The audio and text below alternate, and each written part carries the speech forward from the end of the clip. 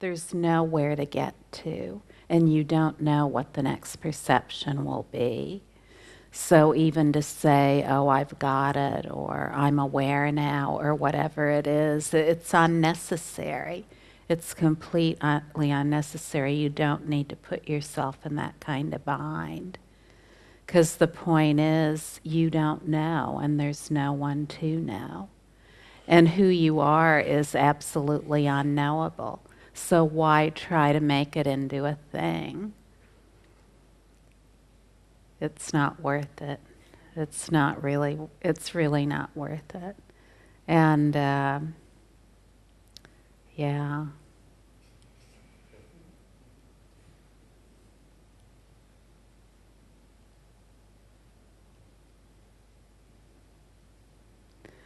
What we can say about ourselves is we're conscious or aware and we're intelligent.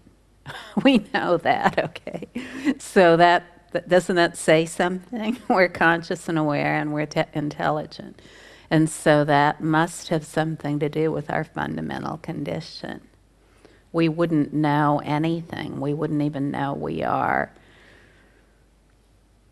a human being. We wouldn't know our own living energy if it weren't for this aware intelligence. So why not go right back to the root and allow that to be primary rather than all the points of view. Now, how many of you here have longed to live with other people in a loving way?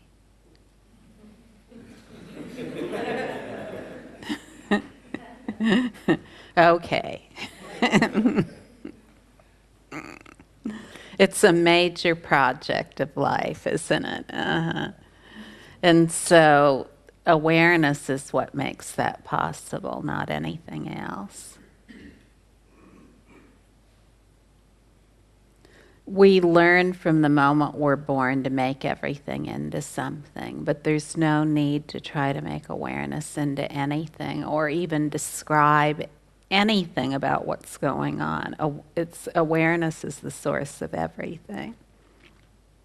And so when we begin to become familiar with awareness, we might have all kinds of new experiences, new points of view, new phenomena we've never had before. Like one moment we might think, oh, I've never felt so exalted, maybe I'm the next avatar or Buddha or whatever it is. And then the next moment we're thinking, oh, everything's meaningless and what's going on anyway? Is there really any purpose? But you see, awareness is the source of all of these. But if we grab onto it, then we're starting to make ourselves miserable. And so, maybe we think, oh, well, yeah, I'm the next avatar, the Buddha of some world system or whatever, and I'm appearing here, whatever it might be. And you might think, wow, this feels really great. And, maybe we can even convince some other people that we are that. And then we really feel like we have it made.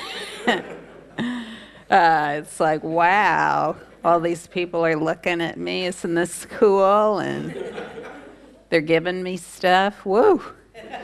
Now this is really good. But that's nothing to hook up with either. And so, we've either had these thoughts ourselves or we've known someone who has. And it's problematic. It's very problematic because we see that attaching to any idea about anything is very problematic. Who we are, the fundamental condition, is very straightforward and simple. It doesn't need to get involved in all these complicated ideas and relationships. It really does not. So keep it simple, keep it totally simple, and that'll be the best. sometimes it's just hard to believe that something so great could be so simple. That can be one of the greatest points of view. That how could anything so amazing that is the source of complete mastery over all mental phenomena, complete and perfect mental stability, the ability to love ourselves and love others, how could it be so simple? But we could also ask, how could it be complicated? How could it possibly be complicated? If it's the natural state, how could it be so difficult to access? How could it possibly require so much effort? And if it is the natural state, why would it be something that needs to be achieved? Doesn't make sense, does it?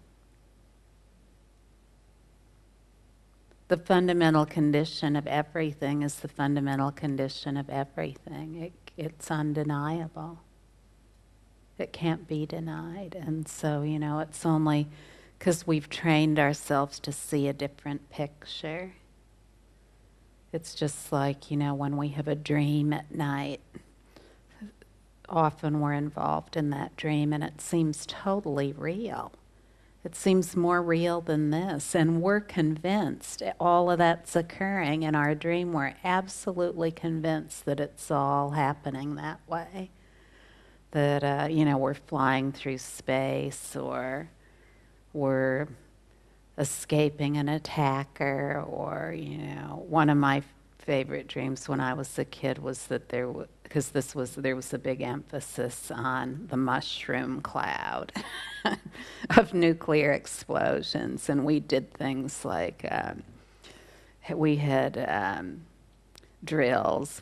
Once my entire family, we packed up and we went to a nuclear blast shelter, and we ate rations for a week, and it was, but if there's a nuclear blast, a shelter's not going to work. And there aren't going to be any rations either. But anyway, in my dream, there was the mushroom cloud, and then I had a magic table I would hide under. And under my magic table, everything was fine. And so, I was completely convinced of that in the dream, that my magic table could shelter me from the mushroom cloud. And so it's the same with all of this right here. When we paint a picture, it's like a dream. We desperately believe in this dream and all its images. And then when we find that those images are too painful, that we just can't take it, then some of us might hear about awareness or some other state of being that's something other than that. And then many times we develop a whole new picture, a whole new dream about that. And then because we develop a whole new dream about that, we can't even see what's really clear and true about it. And so, it's best to just rely on awareness that's free of all dreaming of all kinds, whether it's at night or during the day.